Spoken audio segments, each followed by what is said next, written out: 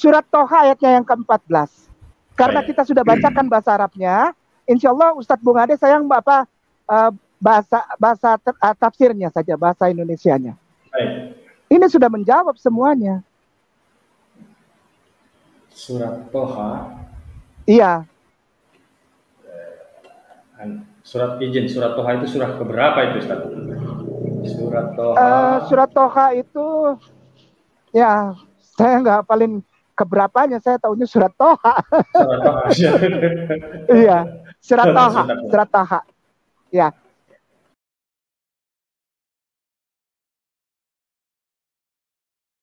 Laknatullah, kamu mati mengenaskan kamu, turunanmu kamu nanti.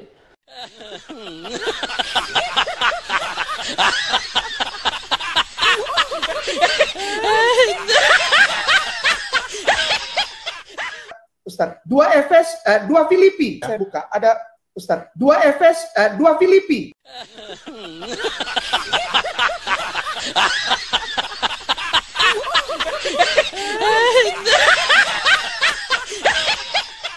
Matamu itu picak. Matamu picak itu. Jancuk jaran kon niku anjen. Matamu picak itu. Jancuk jaran kon niku anjen. Dobol kamu teman-teman. 46. Ya, saya pasal 46 ayat 9. Iya. Iya. Baik. Sudah bisa terlihat di layar, Ustaz? Oke, saya bacakan. Iya, sudah. Alhamdulillah. Iya. Ingatlah hal yang dahulu dari sejak purbakala, bahwasanya akulah Allah dan tidak ada yang lain. Akulah Allah dan tidak ada yang seperti aku. Toha 14. Ya, sudah terjawab ya. Oke. Bahasa aslinya begini. Zikru, ini saya baca bahasa aslinya. Zikru risonot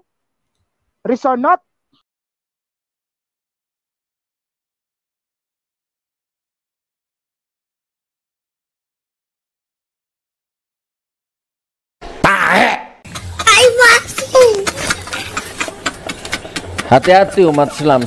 Ya, aduh.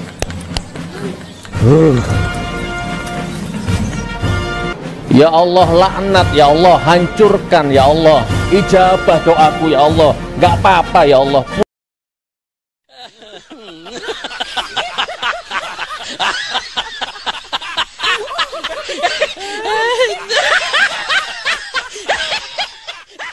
Hello. Hello. Hey, my friend, how are you? Good. Bismillahirrahmanirrahim. So do you want to have a debate on the breastfeeding verse? Oh, you want to talk about breastfeeding? Go ahead. Yeah, so if you can give me a time to speak. Sure, no problem. I'm listening, my friend. Go ahead.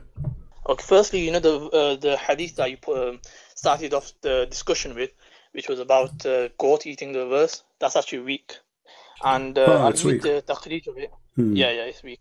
If you look, Muhammad ibn Ishaq is narrating with the word an, which makes it weak. You can find the scholars grading it in Sheikh Shu'aib Arnout. He's classed as weak in the classification of Muslim Ahmad. So this narration about goat eating, that part is weak.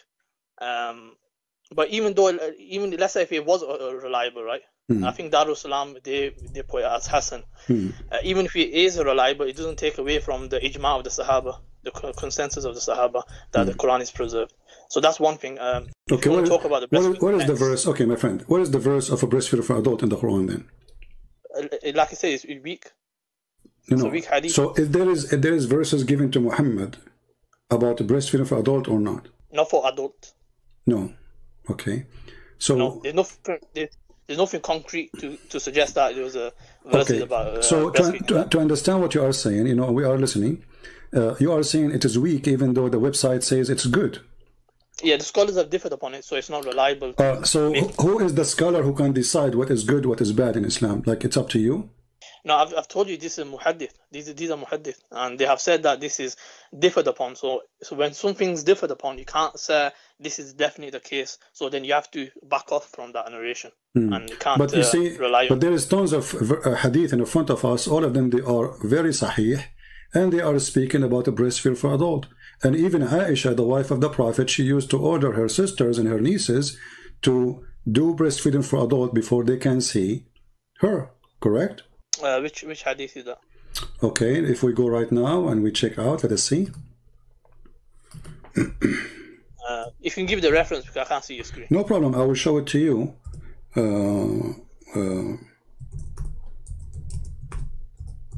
Let me give it to you, and as long as you speak Arabic, that's wonderful. And I find it very funny that Muslims, you just say that the scholars differ in what is weak and what is strong, which means Islam is very flexible. When you see something you don't like, you can call it weak anytime you want, right? So no, if you want to respond to that.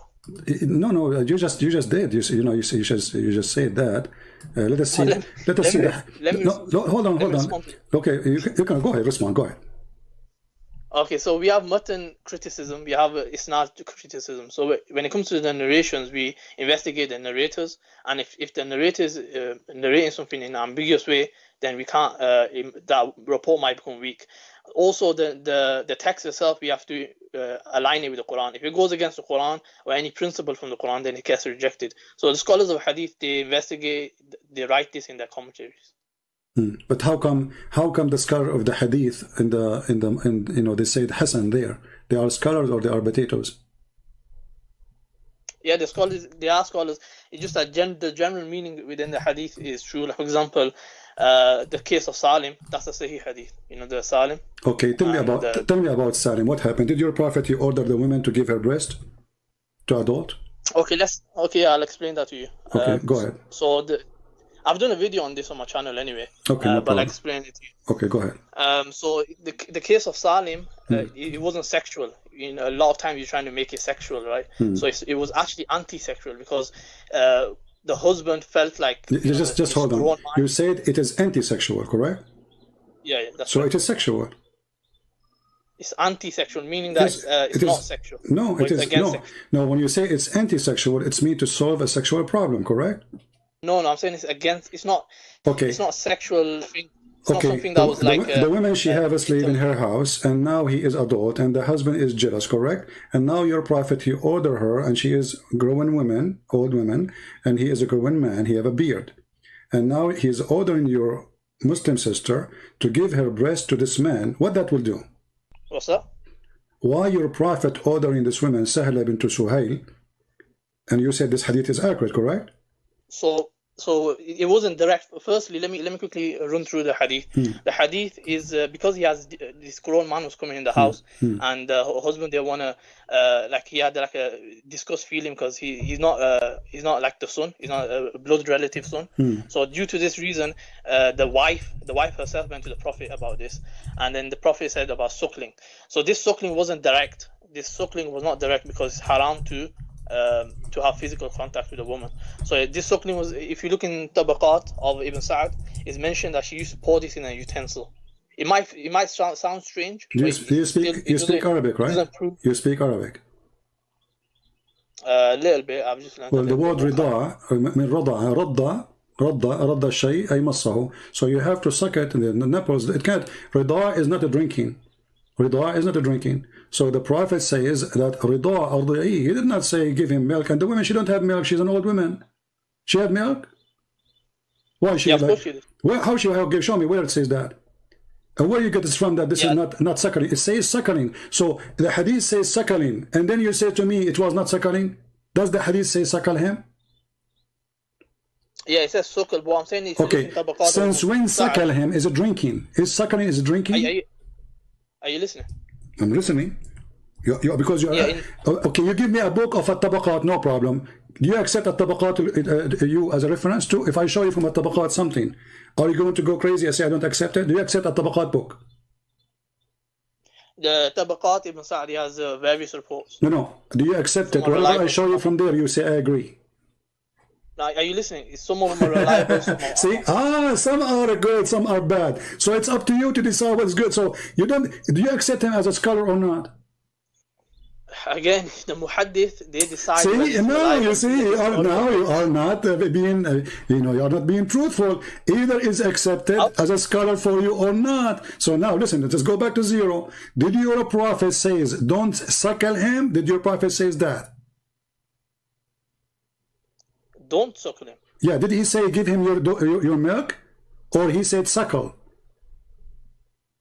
He says suckle, like I mentioned to you already. Okay, so you are adding things your prophet did not say. Shame on you. Secondly, did your prophet wife order her sisters to suckle men before they enter upon her? Sisters? Yes, sisters and nieces. No, it's haram. It's on the case of Salim, the wife of the Prophet. They said is very specific to. Are you saying that Aisha was are you saying your Aisha is a bad woman when she did that? No, she never did that. She never did that. Okay, guys, isn't it him who said that this hadith is accurate? Here we go. This is the hadith. I will post it for you in the chat. You can click on it and you can open it. Everybody can read it. And this is the same hadith about Sahla bint Suhail. And it says there that Aisha, the mother of the believers, she used to order her sisters and her nieces to suckle adult men before they enter upon her. Let me see. Let me have a look at the narration. Give me a second. What's the hadith? I'll just find it on the thingy. I can't go back on the screen for some reason. What's the hadith? What's the reference? I just gave you the link. Let me give it to you in Skype. No problem. Hold on. I'm aware that Aisha, she had different opinions. She believed that the Aisha, she have wrong opinion, guys. Aisha, she have wrong opinion. Oh, okay. Aisha, she was a bad Muslim. Yeah. So no, it doesn't make them bad. You just said a second ago. You said Aisha, this is haram. You said this is haram. It's only for this women.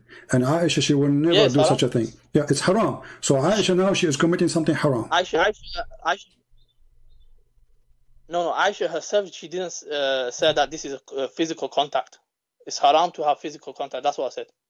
So Aisha, she practiced that. Why Aisha, she practiced something not right? I've just clicked on this hadith. There's no grading on it. It says Muwatta Imam Malik. Doesn't matter, my friend. This is your problem. If there's no grading, this is your problem. This is your problem. Here we go. Anything you don't like, you want to have a grade. So when we show you the grading of the previous hadith, you said, even though it says Hassan, you said it's not accepted for you, right?